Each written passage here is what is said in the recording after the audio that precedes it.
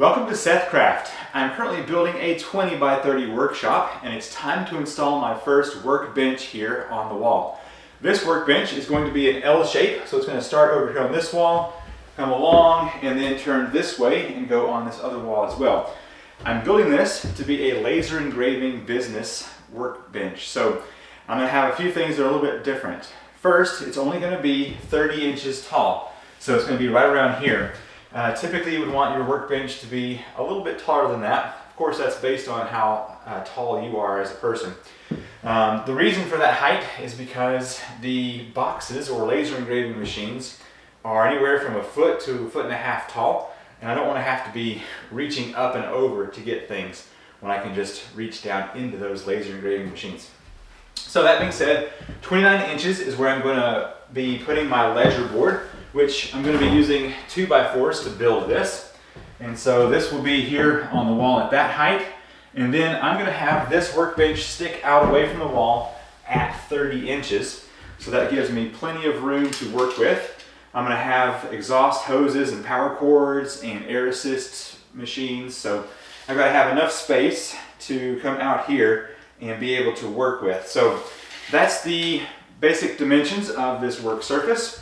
Let's go ahead and get started. So what I want to do is cut 4 boards at 27 inches, and that will give us the full 30 when the 2 front and back are added. 4 boards at 27 inches. Now that I have those 4 27-inch boards cut, it's time to lay these out. I'm going to have 1 board on the end of this 2x4.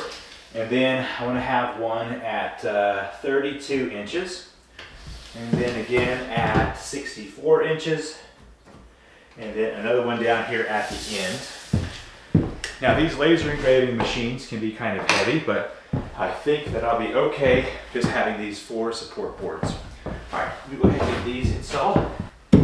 And I've got a couple of 3.5-inch screws to go on here.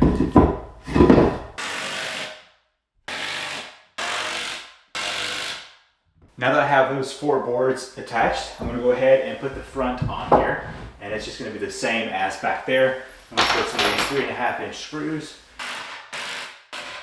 I've drawn out a level line where I want this to be placed. I'm going to try to pick this up and then put some screws in here. If that doesn't work, then we'll build some other legs first, but let's just see what I can do here. It's not that heavy, so I'm hoping that 3 screws is enough to keep this in place.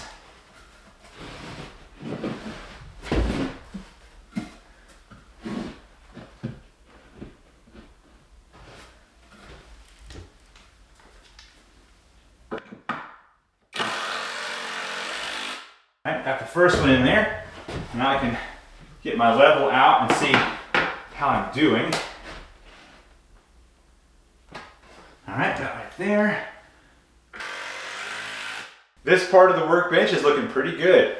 I'm going to have at least 1 leg on this corner, maybe 1 more here in the middle. I'll have to see how that goes. Alright, so the next part is to finish out this wall over here. It's going to be the same as this one. So let's see what we need to go from this side over here all the way over. We've got 82.25, so I need 2 boards, 82.25. And then let's do, I guess, 3 of the 27-inch. I now have my 3 boards here in the middle, and I also have my 82.25-inch boards here on the side. So I'm going to go ahead and place a mark here on, I think, 27 inches. And do that in both directions. And that's where I'm going to place these middle support boards. And then, just like before, I'm going to use some 3.5-inch screws to get these attached. I just set this portion of the frame up in here, and it's just being held in place by friction. So I'm going to go ahead and get some more of these 3.5-inch screws on this side. It might fall down, so we'll see how it's going to do here. All right, got one there. I'm going to use my level and see if I can't get this side over here done.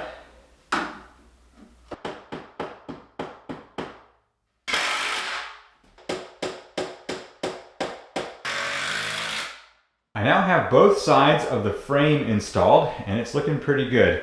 I've made sure everything is leveled out in all directions. Now, I'm going to have a 30-inch piece of 3/4 inch plywood on top of this side right here. But whenever this one goes on over here, there won't be anything for it to attach to right here. So I need to add a board out here that can be used to attach that plywood. And I also need to add one leg over here on this corner. So let's get to work with those two steps next. Just going to place this board right here in the middle, and that will give a little extra support for that 3/4 inch plywood to rest on.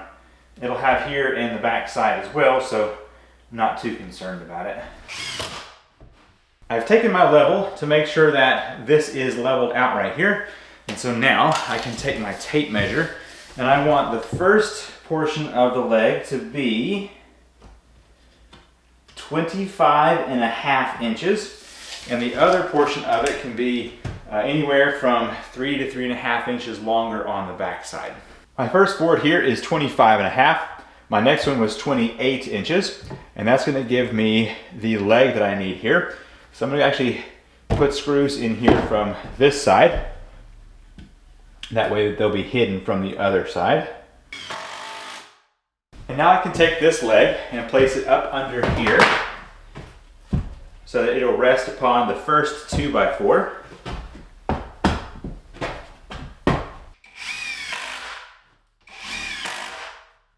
Now this tabletop is very secure. I'm also going to put a couple of screws here in the feet into my floorboards, and that will keep this from being kicked around. The base frame is done. Time to move on to the 3/4 inch plywood. This piece here is going to be 8 foot in this direction and 30 inches in this direction. So let's go ahead and cut that one first. I have my 3/4 inch sheet of plywood here, so it's already at 8 foot. And now I need to get 30 inches in this direction. I'll go ahead and mark that out.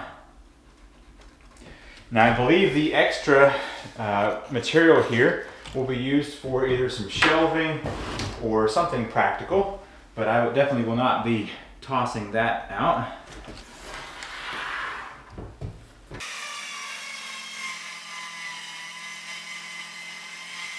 All right, got that cut down. Let's see how we did here.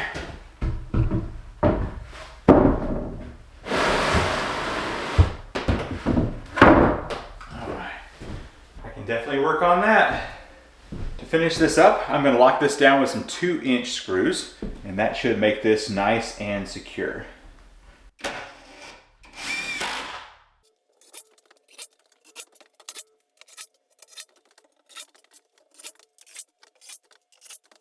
I just cut this piece down. Let's see if I cut it right.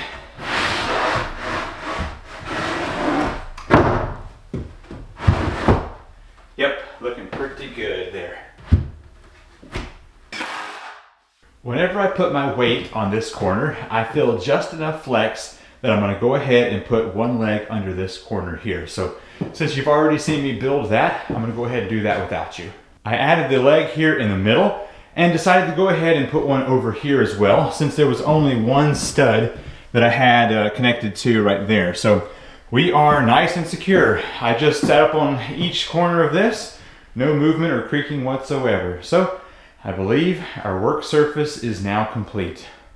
Is there anything that I would change on this?